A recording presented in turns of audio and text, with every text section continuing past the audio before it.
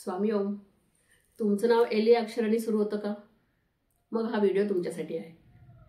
L या अक्षराने ज्यांचं नाव सुरू होतं ते खूप खास असतात, खूप प्रेमळ असतात, पण थोडे हट्टी असतात, संवेदनशील असतात आणि नेतृत्व गुण असलेले असतात.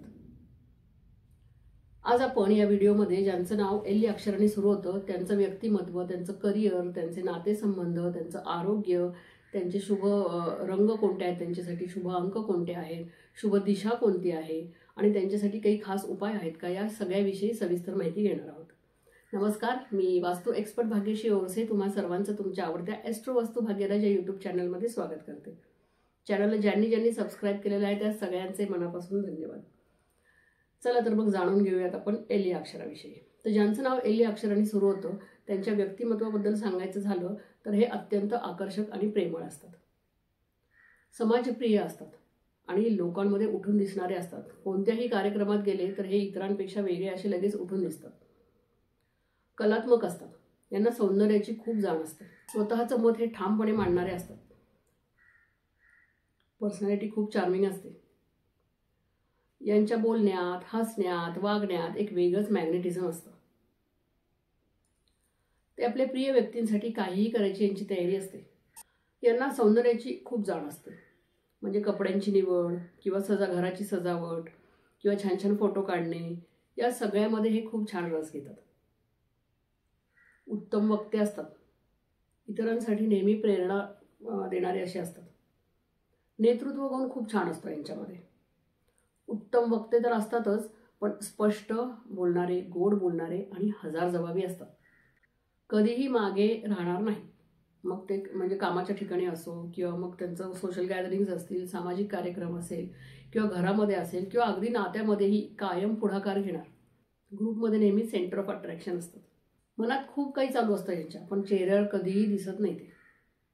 आता करिअरच्या बाबतीत सांगायचं झालं तर म्हणजे कलात्मक सगळ्या गोष्टी यांना फार आवडतात, त्यामुळे त्याच्याशी रिलेटेड करिअरमध्ये यांना खूप छान यश मिळू शकतं. डिझाईन किंवा fashion industry, social media marketing करू शकतात. हे म्हणजे सोशल मीडिया डिजिटल मार्केटिंग करू शकतात किंवा मग ट्रेनिंग सेंटर्स असतात ना, तसे ते चालू करू शकतात. तिथेही त्यांना खूप छान यश मिळू शकतं. ॲक्टिंग करू शकतात. गायनाची खूप आवड असते, त्यामुळे छान गायकही होऊ शकतात. त्याच्यानंतर इव्हेंट मॅनेजमेंट यांना खूप छान यश मिळू शकतं. पैसे कमवण्याची क्षमता यांच्यामध्ये जबरदस्त असते. तर नातेसंबंधांच्या बाबतीत सांगायचं झालं तर नात्यामध्ये हे खूप प्रेमळ असतात. आपल्या नात्यासाठी काहीही करायची यांची तयारी असते. एकदा का एखादं नातं त्यांनी कोणाशी जोडलं तर मग पूर्णपणे त्या नात्यासाठी वाहून घेतात. छोट्या छोट्या गोष्टींमध्ये प्रेम व्यक्त करणारे असतात. त्यांनी जर नातं स्वीकारलं तर मग पूर्णपणे स्वतःला तिथे झोकून देतात. पण मग काही वेळेला काय होतं, त्या नात्यासाठी इतकं काही करत असतात की स्वतःला विसरून जातात त्यावेळेला. काही वेळेला हट्टीपणामुळे किंवा इगोमुळे, म्हणजे इगो यांचा जागृत झाल्यामुळे नात्यामध्ये क्लॅशेस येऊ शकतात.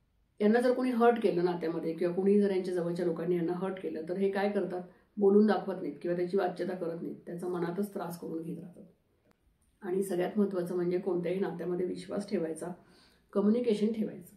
कारण कम्युनिकेशन गॅप झाली म्हणजे आपल्याला कोणीतरी त्रास दिला, कोणी रागवलं, दुःख म्हणजे असं काही की आपण काय करतो मग म्हणजे अबोला धरतो.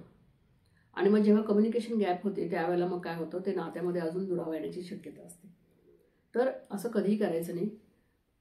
संवाद सगळ्यात महत्त्वाचा आहे, तो नेहमी चालू ठेवायचा. तर आरोग्याच्या बाबतीत सांगायचं झालं तर मानसिक तणाव सगळ्यात पहिलं.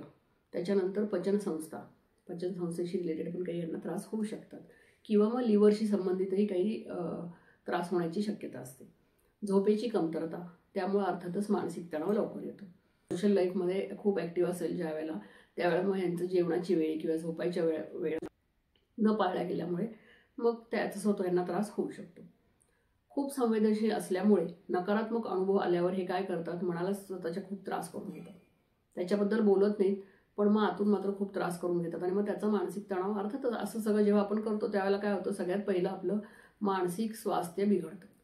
तर हे काही त्रास आहेत आरोग्याचे, ज्याचे म्हणजे ह्या काही गोष्टी आहेत ज्या त्यांनी काळजी घेतली. तर याच्यासाठी काय करायचं, एक तर रोज ध्यान करायचं, थोडा वेळ योग करायचं आणि सकारात्मक वाचन करायचं. याचा त्यांना खूप छान फायदा होऊ शकतो. तर यांच्यासाठी शुभ अंक सांगायचे झाले तर 3, 6 आणि 9. शुभ रंग पिवळा आणि गुलाबी. शुभ दिवस गुरुवार आणि शुक्रवार. आणि शुभ दिशा ईशान्य. आता उपाय काय करायचे, तर रोज 10 मिनिटं ध्यान करायचं. गुरुवारी शक्य झालं तर पिवळी फळं किंवा मग पिवळ्या गोष्टींचं दान करायचं. गुरुवारी जेव्हा तुम्ही घरात देवपूजा करता तेव्हा देवांना पिवळी फुलं अर्पण करायची. आणि घराची किंवा ऑफिसची ईशान्य ही दिशा स्वच्छ आणि क्लटर फ्री ठेवायची. आणि तुम्ही जर कोणी गुरु केलेले असतील तर त्या गुरूंचा मंत्रही तुम्ही रोज म्हणू शकता. आणि शक्य झालं तर तुम्ही जर ईशान्य दिशेमध्ये बसून काम केलं तर त्याचे तुम्हाला खूप छान बेनिफिट मिळू शकतं. तर असा हा एल या अक्षराचा व्हिडिओ आवडला का तुम्हाला? आवडला असेल तर तो जास्तीत जास्त लाईक आणि शेअर करा. माझ्यासाठी काही प्रश्न असतील किंवा सूचना असतील तर मला कमेंट करा. आपण लवकरच नवीन व्हिडिओमध्ये नवीन माहिती घेऊन भेटणार आहोत. तोपर्यंत धन्यवाद.